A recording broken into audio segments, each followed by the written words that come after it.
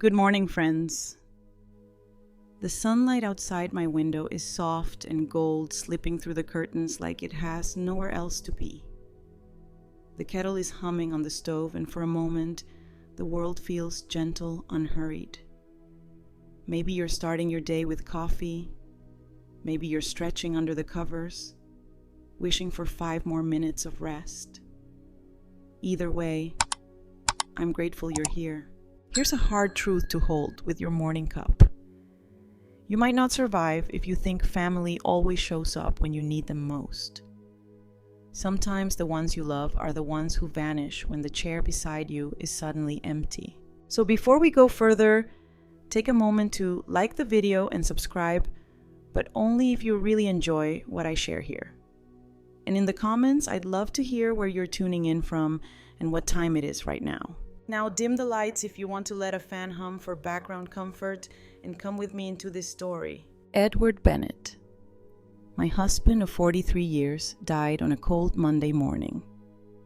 Hospitals are strange places for endings: fluorescent light, the hum of machines, the polite efficiency of nurses who've seen this story too many times. His hand went slack in mine, and that was it. The funeral came swiftly, a blur of flowers and formalities.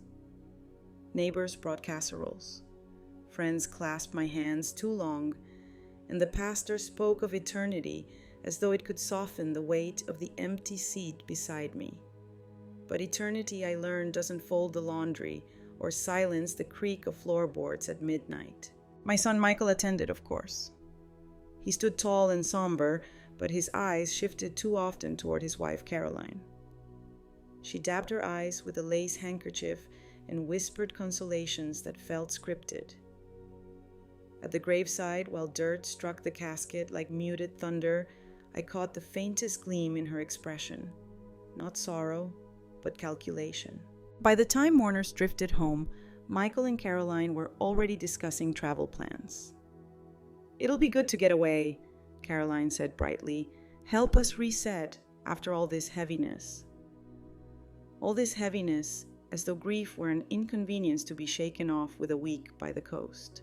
Odd fact of the day: in Victorian England, widows were expected to wear black for 2 years. I don't envy the rule, but I understand the instinct. Grief doesn't leave on schedule. It lingers, seeps into the walls, makes every cup of tea taste different. That first night alone in the house, I wandered from room to room, touching Edward's glasses, his old chair, the dent in the pillow he wouldn't need again. The silence was so vast, it felt like another presence. Caroline's voice, though still rang in my ears, reset. For her, perhaps. For me, this story was only beginning. Later in my journal, I wrote, "If casseroles could cure grief, I'd be immortal. If absence were a sound, it would creak in floorboards." And me, I'm still here learning how to breathe in the aftermath. I closed the book, slid it under my pillow, and let the house settle around me like an old quilt, heavy but mine. The days after the funeral carried a strange rhythm. People came by with flowers, calls trickled in from distant cousins, and sympathy cards piled up on the mantel. Then slowly the world decided my grief was old news. Neighbors stopped knocking, casseroles disappeared, and the phone went quiet. That's when the real silence settled in. Except Caroline never allowed silence for long. She began arriving with a kind of proprietary confidence, her heels sharp against the hardwood. "Claudia, you shouldn't have to fuss with this house all alone," she said one morning, plopping grocery bags on the counter as though she lived there. She rearranged the pantry, tossed spices she claimed were expired, and even replaced my curtains with ones she found lighter, fresher. It wasn't kindness, it was colonization. Michael trailed behind her like a shadow, his eyes apologetic but his mouth quiet. I knew that look well, the look of a boy raised to avoid storms even if the storm lived under his own roof. One afternoon, I came into the living room to find Caroline moving Edward's books into boxes. "What are you doing?" I asked. She smiled too sweet. "Oh, just making space. These old books collect dust. You need room for new things, Claudia." I placed my hand firmly on the box. "Those stay." Her smile thinned, and for the briefest second her eyes flashed with irritation before she pasted the mask back on. "Of course, dear, whatever you prefer. Odd fact of the day: in chess, pawns move first. They seem harmless, but their placement sets the tone for the whole game." Caroline's small, helpful acts were pawns in a larger strategy. Michael said nothing, of course. He kissed my cheek goodbye that evening, his lips cool, his silence heavy. That night in my journal, I wrote, "If politeness were poison, Caroline could bottle and sell it. If silence had a co-signer, Michael just signed on the dotted line. And me, I may be alone, but I'm not blind." I stacked Edward's books back on the shelf, dust and all, and let the shelves stand like sentinels in the quiet. I started keeping my journal close, not just as a comfort, but as a ledger.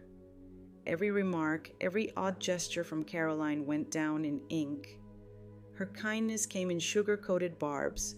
"You're strong for your age. It's impressive you still cook for yourself. Don't you worry about the stairs with your balance." Each sentence was a seed planted, a suggestion that I was fragile, incapable. I wasn't, but repeated enough words can start to feel like truth. Michael floated through these moments like a ghost. He'd nod vaguely at her comments, never defending me, but never contradicting her either. His loyalty was split and silence was his bridge. Odd fact of the day: researchers once proved that negative suggestions actually slow physical healing. Words aren't just air, they burrow under skin. Caroline knew this intuitively. One evening, she accidentally brought the wrong prescription from the pharmacy, handing me pills with a label that looked nearly identical to mine. I checked twice, then a third time before tucking them back into the bag. "Oh, silly me," she laughed. "I must have mixed up Edward's old bottles." Edward had been gone 3 weeks. I noted it down in my journal. My pen scratched hard enough to dent the paper. The journal became more than a record. It was resistance. At night, when the house sighed and the walls felt closer, I would sit under the lamp and write until my hand cramped her words, her smiles, my observations. Evidence disguised as memory. And humor always to keep me steady. If backhanded compliments were an Olympic sport, Caroline would own the podium. If silence were furniture, Michael would be the recliner, comfortable, immovable. And me, I'm the scribe of my own survival story. When I closed the book and slid it under my pillow, I felt stronger. Words, after all, were sharper than her smiles. The call from the lawyer came on a gray Thursday morning. His voice was formal, but I caught the undertone of curiosity when he asked me to stop by his office. "There are matters concerning Edward's estate," he said. "You should hear them in person." Caroline insisted on driving me. "We'll sort this out together," she chirped, sliding behind the wheel of her immaculate SUV. Michael sat in the back seat, shoulders hunched, eyes fixed on the window. The office smelled of old leather and dust polished by sunlight. The lawyer, Mr. Whitman, greeted us politely and motioned for us to sit. He opened a folder thick with papers, adjusted his glasses, and began to read. Edward had left the bulk of his estate to me, his wife. That much was expected. But then came the surprise, a separate clause written in Edward's careful script specifying that under no circumstances could anyone else manage or sell the house without my written consent. Caroline's smile cracked. What she blurted too loud for the room.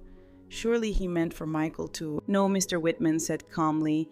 "It's very clear.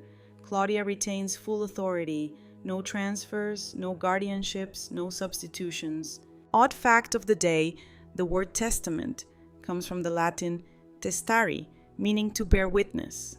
In that office, Edward's words bore witness for me louder than Caroline's protests ever could. Michael shifted uncomfortably, muttering something about respecting Dad's wishes.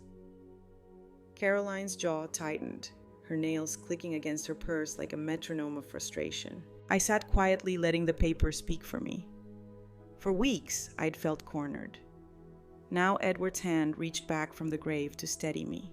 That evening I wrote, "If silence had an ally, mine is named Edward. If shock had a perfume, Caroline wore it to the lawyer's office. And me, I am not powerless, not anymore. The house felt different that night, less haunted, more defended. Caroline changed tactics after that meeting. Gone were the sharp edges, the careless little cruelties. In their place came a flood of sugary words and forced tenderness. She arrived one morning with a grocery sack humming as she unpacked Apple's bread and a neatly labeled jar of soup. "You need nourishing, Claudia," she said, setting it carefully on the counter. "Edward would want me to look after you." Her voice was smooth, but I noticed the way she watched me glance at the jar. My stomach tightened. I smiled anyway, thanked her, and slid it into the fridge where it would stay untouched. That evening, she perched at my kitchen table, flipping through the stack of utility bills I'd left there. "These are such a burden," she said with a sigh. "Why don't you let me handle them? It would ease your mind." I took the bills back slowly. "I've been paying these for 40 years, I said. "I'll manage." Her smile twitched. Odd fact of the day, the phrase, "kill with kindness," comes from an old English proverb meaning to overwhelm with attention until the victim is undone. Caroline was testing just how much attention it would take before I cracked. Michael stayed quieter than ever, his eyes darting between us like a man trapped between two fires. He spoke less to me and more to Caroline, as though every word had to be filtered through her approval first. That night in my journal I wrote, "If kindness were currency, Caroline would be printing counterfeit bills. If silence were a weapon, Michael's is sharper than hers. And me, I know the difference between help and control." I checked the locks before bed, the house creaking in its old familiar way. The silence felt heavier now, but not unbearable. Because beneath it, a thought had taken root. Edward had armed me with more than memories. It was the little things that betrayed her most. A missing envelope from the mail pile. A phone call cut short the moment I walked into the room. Receipts left in the trash from boutiques I knew Michael's salary couldn't stretch to cover. I began to notice the timing, too. Each of Caroline's sudden bursts of kindness seemed to coincide with some financial strain. She spoke about how tight things were, how expensive repairs on their house had become, how difficult it was to maintain appearances. Always that phrase, appearances. One afternoon, while dusting Edward's desk, I found a document tucked under the blotter. It was a loan application, unsigned, but clearly prepared with Caroline's name typed neatly at the top. She had listed my address as her permanent residence. Odd fact of the day, the word debt comes from the Latin debitum, meaning something owed. Caroline's debts weren't just financial, they were moral, piling high in ways no bank could track. I slipped the paper into my journal, adding it to the growing collection of evidence. Patricia, my neighbor and occasional confidant, raised her eyebrows when I showed her. "She's circling Claudia," she warned. "She smells opportunity." The more I watched, the more I saw. Caroline whispering to Michael late at night, her hand on his arm, her face tight with urgency, his shoulders hunched, his replies muffled. He didn't want this fight, but his silence made him her accomplice, whether he admitted it or not. That night, I wrote, "If loyalty were a currency, Michael spends his in silence. If lies left footprints, my floors would be filthy. And me, I'm learning that betrayal has a rhythm, and I can hear every beat." I closed my journal and locked it in the cabinet. Caroline thought she was writing my story. She hadn't realized I'd already picked up the pen. By early spring, my patience had hardened into something sharper resolve. I could not push Caroline out by force, but I could fortify myself so her hands never closed around what Edward had left me. I started with the documents. Every deed account statement and insurance paper went into a fireproof safe in my bedroom closet. Copies of the will and Edward's special clause were duplicated and placed in a safe deposit box at the bank. A second set went to Mr. Whitman, the lawyer. I wanted redundancies like a spiderweb strong because of its many threads. Caroline noticed the files were no longer left on Edward's desk. "You've been organizing?" She observed, her tone light, but her eyes sharp. "Yes," I said evenly. Edward always believed in keeping things tidy. She smiled, but her fingers tapped nervously against the counter. Odd fact of the day, the word strategy comes from the Greek strategos, meaning general. And like any general, I was learning that battles aren't always fought with swords. They're fought with preparation, patience, and paper. Patricia helped me with errands, driving me to the bank, sitting with me during long afternoons, so Caroline wouldn't find me alone and unguarded. "You're building walls she can't climb," Patricia said with quiet pride. Meanwhile, I cultivated an air of gentle forgetfulness, misplacing my keys, sighing over bills, asking Caroline to repeat herself small performances that seemed to encourage her confidence.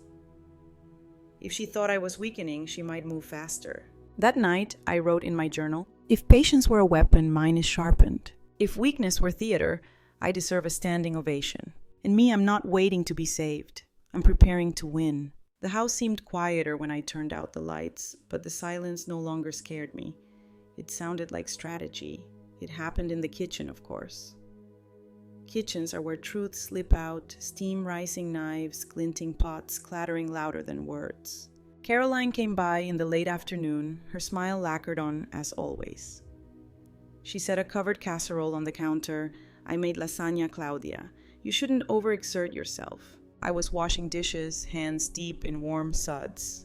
"You've been very generous lately," I said, without looking up. "Family takes care of each other," she replied quickly. Too quickly. I dried my hands, turned, and met her gaze. "Or tries to control each other." Her smile froze, then fractured. "What's that supposed to mean?" "It means," I said slowly, "that I've noticed things. Papers misplaced, pills switched, soup with a bitter aftertaste." For a beat, the kitchen filled only with the tick of the clock and the hum of the refrigerator. Michael walked in mid-silence, his eyes widening at the scene. "Claudia, Caroline," said, her tone now syrup over steel, "you're imagining things. Grief can make people paranoid." "Then explain this," I replied, sliding Edward's hidden loan application, her name on it, across the table. Her face went pale before flushing red. Michael looked from the paper to her, his lips parting in disbelief. Odd fact of the day in fencing the lunge is decisive one step that ends hesitation. My words, my evidence, were my lunge. Caroline's mask cracked fully then. "You don't know what you're talking about," she snapped, voice rising. "You're old and you're confused. You need me." Michael flinched. His silence, once my deepest wound, suddenly looked like hers to bear. That night in my journal, I wrote, "If lies had seams today, I pulled a thread. If kitchens told stories, mine just published a novel. And me, I'm no longer whispering my suspicions. I'm speaking them." The casserole stayed untouched. After the kitchen confrontation, Caroline's charm shattered like porcelain dropped on teal. She stopped pretending to be endlessly sweet. Instead, her visits carried an edge, her voice clipped her patience thinner than parchment. But masks don't fall without consequence. Patricia came by the next morning, and when I showed her the loan application, her eyes narrowed. "This is more than suspicion, Claudia. This is motive." Together we gathered everything. My journal entries, the toxicology report from earlier tests, copies of the will, the forged papers Caroline had slipped through. We handed them to Mr. Whitman, who studied the pile with a grave nod. "She's overplayed her hand," he said. "We'll make this official." Odd fact of the day, the word unravel once meant literally to pull apart threads. That week, Caroline's threads began to fray faster than she could weave new ones. Michael grew restless. He lingered longer in conversations, asking awkward questions he hadn't dared before. "Mom," he whispered one evening, "is it true she's been changing the bills? Pressuring you?" His voice cracked as if the truth tasted bitter on his tongue. I didn't soften it. "Yes, Michael. And you've let her." His face felt shame settling into his shoulders. Silence had shielded him for months, but now even he could feel its weight. Meanwhile, Caroline grew bolder in desperation. I caught her rifling through Edward's desk one afternoon. When I asked what she was doing, she tossed out a careless excuse, looking for a stamp. She left the drawer half open, as if I wouldn't notice the folder she'd slipped inside her bag. But I had backups. Every important page was already safe elsewhere. That night I wrote, if desperation had a smell, it would linger in Caroline's perfume. If silence could drown Michael's was finally sputtering. And me, I'm patient. Threads unravel on their own if you stop holding them together. The house exhaled with me as I turned off the lights, like it too knew the tide was turning. The official unmasking came on a Wednesday under the flat light of Mr. Whitman's office. He had called all of us, Michael, Caroline, and me, for what he termed a clarification meeting. His tone was steady, but his eyes carried a glint I hadn't seen before. Caroline arrived in her sharpest suit, her hair lacquered into submission, her smile wide enough to crack. Michael followed, anxious shoulders tense. I carried my yellow folder, though by then I barely needed it. Whitman had everything. He began simply. Mrs. Bennet, there have been attempts to alter financial documents connected to Edward's estate. He slid copies across the polished oak desk, loan forms, forged signatures, suspicious withdrawals. All tied directly or indirectly to you. Caroline's face drained of color. She stammered, "That's absurd. I would never—" "Yet the handwriting analysis disagrees," Whitman interrupted smoothly. In Claudia's documentation, he nodded at me, is meticulous. Odd fact of the day, the word expose comes from the Latin exponere, meaning to set forth. That morning, Caroline's schemes were set forth under an unforgiving light. Michael sat frozen, jaw clenched. His eyes darted from the evidence to his wife, then to me. Finally, he spoke. Voice rough. "Is it true, Caroline?" She tried to laugh, but it cracked in her throat. "You believe her over me?" "I believe the evidence," he whispered. Silence followed, heavy and final. Caroline gathered her purse in stiff hands, muttering about misunderstandings and lawyers. But the air had shifted. She was no longer the puppet master in the room, she was the one cornered. That night I wrote in my journal, if arrogance had a throne today, it toppled. If truth were a blade, Whitman wielded it cleanly. And me, I am no longer defending, I am witnessing her collapse. The house welcomed me home with a stillness that felt like victory. After that meeting, the distance between Michael and Caroline widened until it felt like a canyon. He still lived with her, of course, but his voice grew cautious, his words shorter, his silences no longer complicit but conflicted.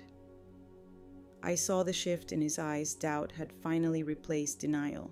Caroline, on the other hand, doubled down on appearances. She posted smiling photos online, perfect dinners, posed outings, captions about family unity. But her voice shook when she called, and her visits to my house became less frequent. When she did appear, her tone was clipped, her eyes darting toward every drawer, every folder she could no longer touch. Odd fact of the day, the word fracture comes from Latin frangere, to break. Bonds fracture. The same way bones do not always cleanly, sometimes in splinters that ache for years. Michael came one evening alone with no excuses. He sat at my kitchen table, the same table where Edward and I once mapped out our lives. His hands shook around the mug of tea I poured. "Mom," he said softly, "I don't know how to fix this." I looked at him for a long moment. "By telling the truth, Michael, even if it cost you." Tears welled in his eyes. My son, the boy who once brought me dandelions in sweaty fists, was finally beginning to see the weeds for what they were. Patricia stopped by later that week, bringing tulips from her garden. She set them on the counter and said simply, "The worst storms leave the air clearest." That night I wrote, if fractures ache, at least they mean healing has started. If masks are heavy, Caroline is carrying a boulder. And me, I've reclaimed my home, and soon my peace. The air in the house felt lighter. Not untouched, but cleaner. Summer arrived with cicadas buzzing in the trees and sunlight spilling across my porch like honey. For the first time in months, I opened every window in the house without fear. The air moved freely again, unburdened by suspicion. Caroline's world crumbled piece by piece. With Whitman's evidence in play, her influence collapsed. Creditors circled, whispers spread, and invitations dried up. Michael filed for separation by autumn, his shame evident, but his relief almost louder. He visited often, tentative at first, then with a kind of earnestness I hadn't seen since he was a boy. Odd fact of the day, the word freedom shares roots with friend. It means not just release from chains, but also belonging with those who stand beside you willingly. My freedom now felt that way, chosen, not granted. I began filling my days with things that had nothing to do with survival. A book club at the library. Afternoon walks with Patricia, who teased me mercilessly about my floppy gardening hat. Trips to the coast where the ocean stretched wide enough to make even betrayal seem small. The yellow folder, once my lifeline, now lives untouched in the safe. My journal continues, but its pages carry different ink notes on tulip bulbs, half-baked poems, sketches of sunsets, not evidence anymore, just life. On Edward's birthday, I lit a candle by his chair and whispered, "I kept us safe." For the first time, the words didn't sting. They warmed. That night, I wrote, "If peace were soil, I am finally rooted. If laughter were currency, I am rich again. And me, I am not just a survivor, I am sovereign." The house settled around me, not as a cage, but as a sanctuary. Betrayal had tried to define my ending, but I chose a different script, one written in light, in freedom, in my own steady hand. Claudia Bennett, 67, is widowed after Edward's death. In the fog of grief, she notices unsettling behavior from her daughter-in-law Caroline, controlling gestures, suspiciously altered food, and attempts to push her into dependence. Michael, Claudia's son, remains silent, caught between loyalty and fear of conflict. Claudia begins documenting everything in a journal. A lawyer later reveals Edward left a special clause in his will protecting her authority over the house, crushing Caroline's expectations. Enraged but determined, Caroline escalates, switching pills, forging papers, and pressing for financial control. With support from her friend Patricia and attorney Whitman, Claudia fortifies herself, securing documents, making copies, and staging subtle signs of forgetfulness to lure Caroline into overplaying her hand. Eventually, Claudia confronts Caroline in the kitchen, presenting evidence of a forged loan application. The confrontation cracks Caroline's mask. Whitman calls an official meeting where Caroline's schemes are laid bare, fraudulent attempts, forged signatures, and suspicious debts. Michael, shaken, begins to admit his silence has enabled betrayal. Caroline's facade unravels. Soon, creditors and public shame strip her of standing. Michael ultimately separates from her, burdened by guilt, but freed from her manipulation. In the aftermath, Claudia reclaims her dignity and her home. She fills her days with friendship books, gardening, and travel. The yellow folder of evidence rests sealed in her safe, while her journal becomes a place for joy instead of survival. Claudia reflects that betrayal did not define her ending. It forced her to claim her sovereignty. With resilience and quiet strength, she transforms from widow under siege to woman of freedom. Her story closes not in fear but in peace, laughter, and the steady light of a life truly her own.